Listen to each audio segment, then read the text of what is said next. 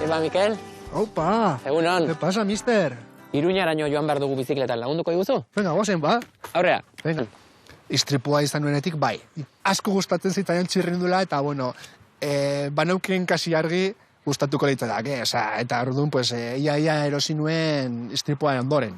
Duela zenbat urte izan zenuen istripua? 2008an. Ze pasa zan? Pues, ez daki seguro, bakarrikan, etorriztela, ni bazegoen lagun bat gidatzen, motorra, eta terasen kotxe bat aurretik, eta ez daki gehiago, eske, zertakon, bueltak emateko buruari, pasatu da, desgrazia handia da, baita ere, baina, bueno, hemen barzaio buelta, eta... Zerbikalak hautsi zen dituen. Bai, zerbikalak, bai. Baina honik eskerrak eman bihar diot egunero, Idoia Azazpe eta ospitaleari sekulako lana egin zuten. Sekulako lana, benetan. Nolakoa zen istripuaren aurreko Mikel? Langilea, besterik ez neukan denbora ezertarako. Ze bain ez duzu lanik egiten? Ez. Eta zerta dedikatzen duzu zure denbora? Pues hoi, kirola egitea, batez eraz. Gorputza zaintzea. Hoi da, azkenean ematen didana bizitza. Muskularki ondo egotea, ez ezoteko lesioirik ez da, ez erortzeko, pues, indarraz egoteko, no? Mikel, eta ze momentutan jarri zenuen zure jomugan Doneiako bidea? Bueno, erronka bezala ikusi nituen beste jendea egin zuela. Eta esan nuen, pues, egokitua zegoela parte batzutan eta egin alzakela, no? Eta orduan hori ikusi nuen, pues, irten bide bat, bizitzeko, no? Aritzeko, zerbait egiteko, porque azkenean ez daukagu gauzarik egiteko, erronkarik ez. Orduan, pues, pizkat hor hasi zen. Istripua ondoren, ikusten jendea eta tal, eta orduan 2012an edo ez dakit, pues, ja neukan buruan eta egin nuen. Ez zan erraza izango, ze horrelako bat lortu behar da? Bai. Ez dira merkeak? Ez dira merkeak. Horregaitik oso zaila da olako jendea ikustea errepidean, edo oso garesti direlako eta laguntzarik ez daukagulako. Egin dituzu bi bide, kostaldekoa eta barnekaldekoa edo frantsesa? Bai, lehendabizi egin nuen frantsesa, lagundutaz, eta kotxe batekin eramana eta guztia oso ondo organizatua, eta bigarren bidea eman nahi nion pixkat buelta. Zeren ja, esaten nuen, ja ikusi nuen ni bertan, baneukala kapazitatea gauz gehiago egiteko. Prestatu nuen gehiago, batez ere, ez eramateko kotxea.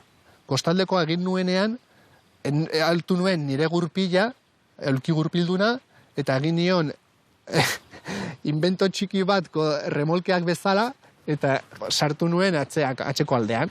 Eta hori zen nire remolkea eramateko pues dana. ¿Sabes? Eta hori niretzako izan zen erronka politena. Azkenean, ni bakarrikan joan nintzelako laguntzarik gabe, eta niretzako izan zen, pues, super guai. Eta esaten dute kostaldekoa gogorragoa dela, ez? Bai, bueno, esaten badiate, orain herrik pekatzea esango nieke pati. ¿Sabes? Egunero 1000 metro gutxienez gora, positibo, edo bera, dena. Herriko plazta bakarriz da laua. Beste guztia aldapa gora, aldapa bera. Eta bueno, polita baitare, Oso polita. Baina gogorra baita. Diretzako gogorra. Oztopo asko aurkitu dituzu?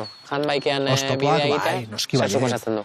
Oztopoak beta berriro, edo buelta eman, eta zu pentsa ezin daitekela altxatuk ia bendikan. Orduan, espaloi bat, edo ezer peralte bate oso ondia dena, eta ezin dezaket pasatu. Besteek altxatzen die, eta pin, 5 metro edo 10, pa.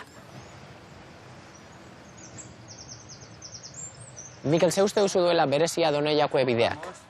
Doneiako bidea, pues jendea, batez ere.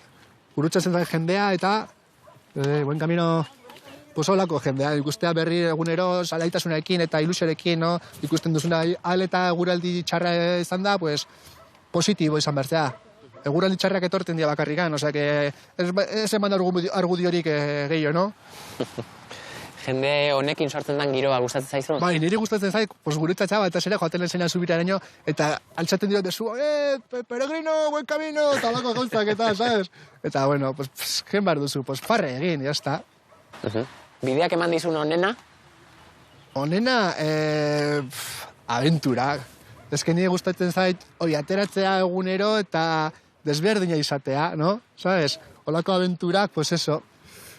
Zulatu nuen, adibidez, zulatu nuen gurpila, pues, egin zidan hasta ilusión, porque zulatu nuen bakarrikan. Izan zen, Ocebreiro, uste dut, jistean.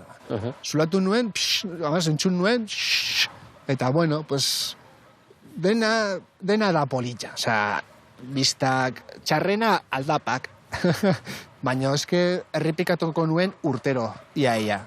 Ez mas, iritzen nintzenean frantsesa, oraintzen naiz orain, banaukan muskularki bueltatzeko ilusioa, baina ez neukan egunak.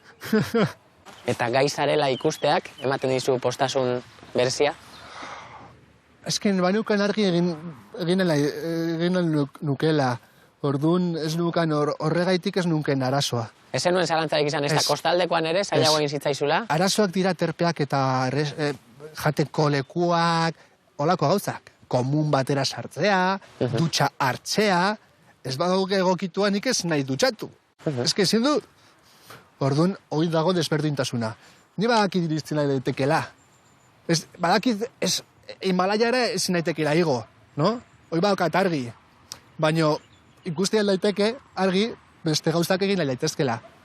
Normalean, arazoak sortzen ditugu gu bera. Pues, konstruzioekin. No? Osa, egunero nik ikusten dut olako gauzak. Gainera, konstruzioan egiten nuen lan, eta amorru handia ematen dit olako gauzak, batzutan oso errezak direlako. Baina, bueno, olako amondmudua aldatuko dugu, pixkana. Erronka handia da egitea olako gauzekin, baina aldaiteke. Nik horregaitik esaten diote, espero dut, jende asko animatzea. Eta egunero, pues, jende gehiago izatea, olako gauzekin, eta ateratzea batez ere, etxetik ateratzea. Ez dono jakue bidea egiteari, no? Baina, zere zatian disfrutatzea. Bueno, gu momentuz helmuga Iruñan daukagu. Bai, oso ja hementxe bertan. Ze, joango gara? Duzunea, venga, ba. Venga. Askoa jarri eta venga, al lío. Zu aurretik, ondo ezagutzen zula bidea. Venga, vale.